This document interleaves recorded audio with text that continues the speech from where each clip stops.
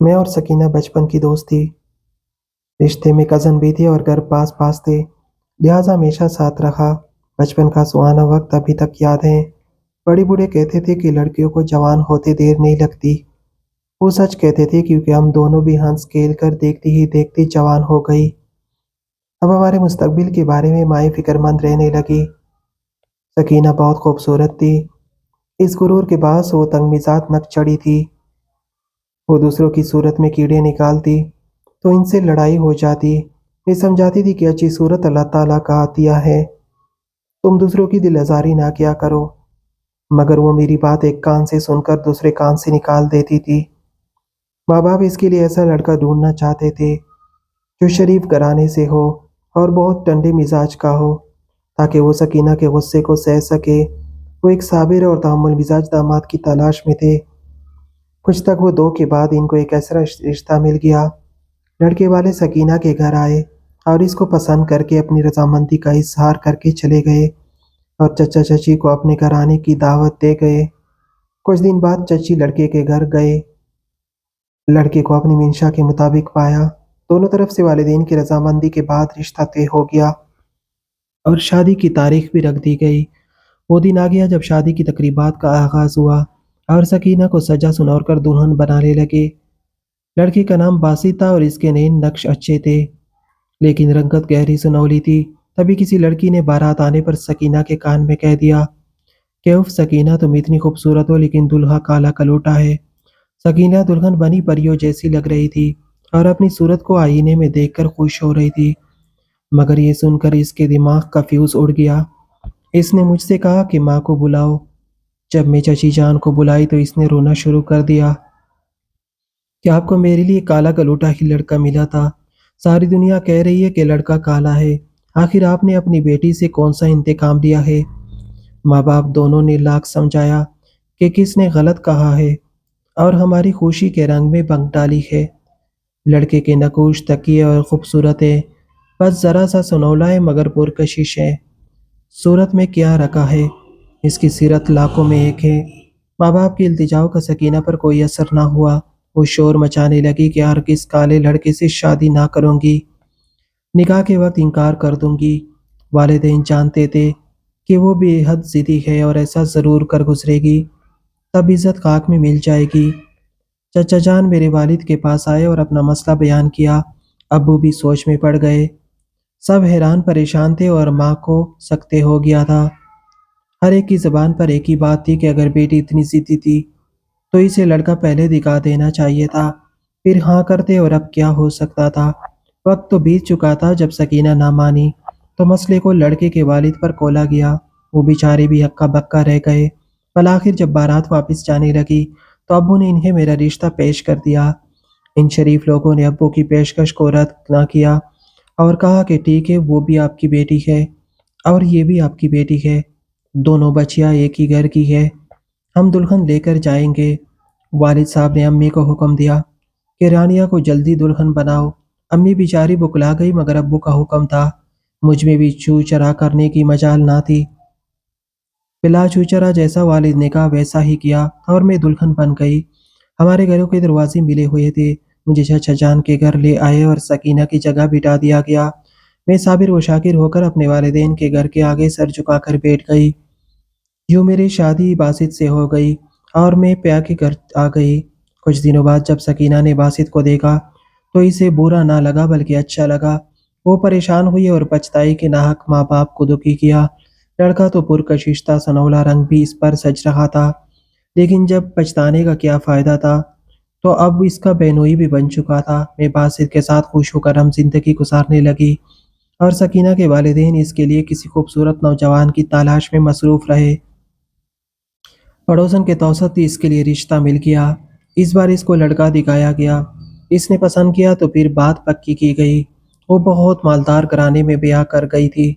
शौहर काफ़ी जायदाद का मालिक था, अच्छी शक्ल, गाड़ी, बंगला, सब सब कुछ था। वो कहती थी देखा मैंने इनकार किया तो अल्लाह ने मेरी मर्जी का रिश्ता भेज दिया। तौकीर के घर वालों की अलग सोच थी। वो कहते थे कि सकीना को लड़के पैदा करने होंगे। वो किसी सूरत बेटी को कबूल करने के लिए तैयार ना थे।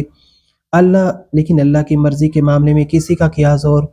जब वो उम्मीद से हुई तो किसी को ना बताया, सिर्फ माँ को बताया और कहा कि मेरा अल्ट्रासाउंड कराइए।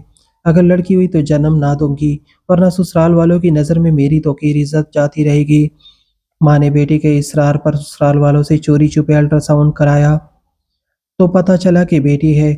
सकीना की परेशानी दीदनी थी। इसने रूट लगा दी कि इसे जन्म देने से पहले ख़त्म कराना है। माँ ने लाख समझाया मगर वो ना मानी। एक रोज़ खुद ही किसी वाकिफ औरत के साथ चली गई और एक नर्स से कोई दवा ले आई। दवा खाते ही इसकी तबीयत खराब हो गई। 3 रोज तक वो माँ के घर रही और इस मसले से निजात पाली। अल्लाह ताला इंसान को आजमाता है। खालिक की मर्जी यही थी कि वो दोबारा उम्मीद से हो तो बेटी की ही माँ बने। दूसरी बार भी इसने वही किया जो पहले किया था। यूं इसने 3 बेटियों की जान इनकी पैदाइश से पहले ही ले ली। मैं उसे समझाती कि ये खून नाहक है, ऐसा ना करो, तुम्हारा ये अमल अल्लाह ताला की नाराज़ी का बायस है।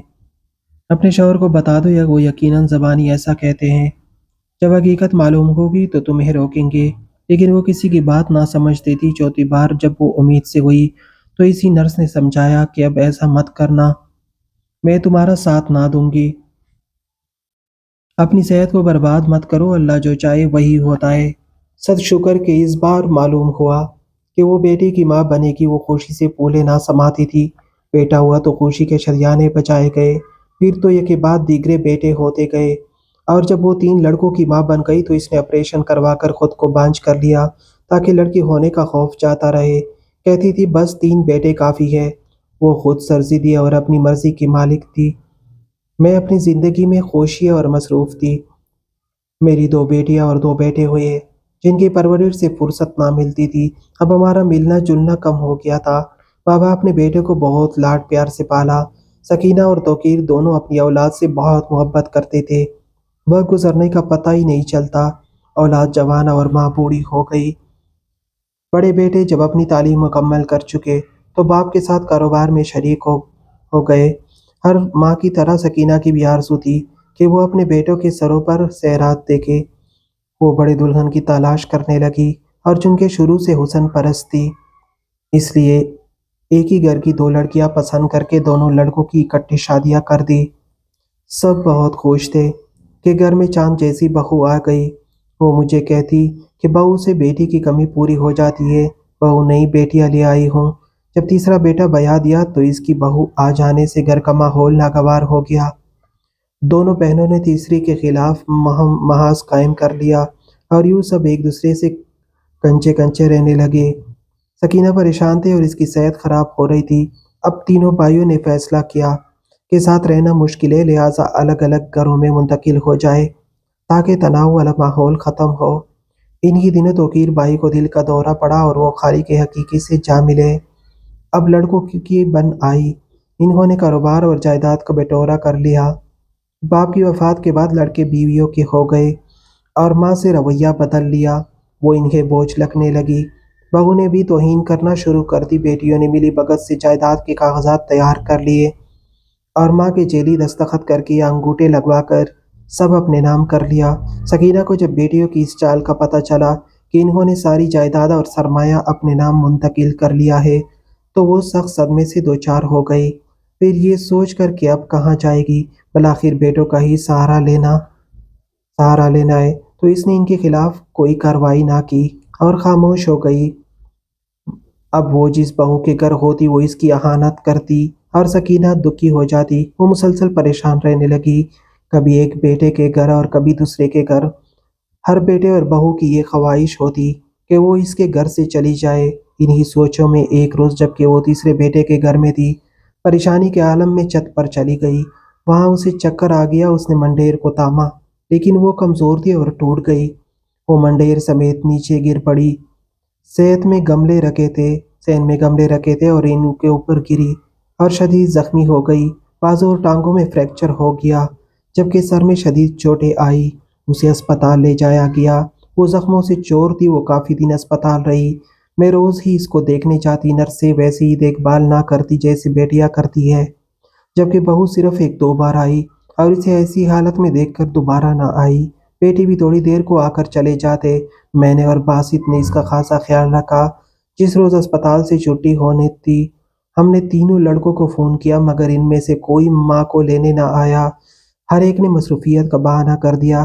بالآخر میں اور باسط سکینہ کو اپنے گھر لے آئے۔ اب اس کا دماغ ٹھیک طرح کام نہ کرتا تھا، لیکن وہ بیٹوں کو ہر گھڑی یاد کرتی تھی۔ کبھی کہتی آج اگر کوئی بیٹی ہوتی تو وہ مجھے اس طرح اور اس حالت میں تنہا نہ چھوڑتی۔ ایک کاش میں بیٹیوں کی پیدائش میں حرج نہ ہوتی۔ شاید اس گناہ کی سزا مجھے ملی ہے اور اس معذوری میں میرے بیٹوں اور بہو نے مجھے تنہا چھوڑ دیا ہے۔ میں اسے تسلیاں دیتی اور کہتی کہ میری بیٹیاں تمہاری بیٹیاں ہیں، وہ تمہاری دیکھ بھال کرتی ہے۔ وہ اپنے گھر نہ جا سکتی تھی کیونکہ اب اس کا کوئی گھر نہ تھا۔ بیٹوں کے گھر بہوؤں کے تھے، وہاں اس کی دیکھ بھال کرنے والا کوئی نہ تھا۔ والدین وفات پا چکے تھے، بہن بھائی بھی کوئی نہ تھا۔ وہ اب بالکل تنہا تھی۔ وہ زندہ تو تھی لیکن کسی لاش کی طرح، سب کچھ آنکھوں سے دیکھتی مگر کچھ بول نہ سکتی تھی۔ چلنا پھرنا تو دور کی بات، وہ اپنی جگہ سے ہل بھی نہ سکتی تھی۔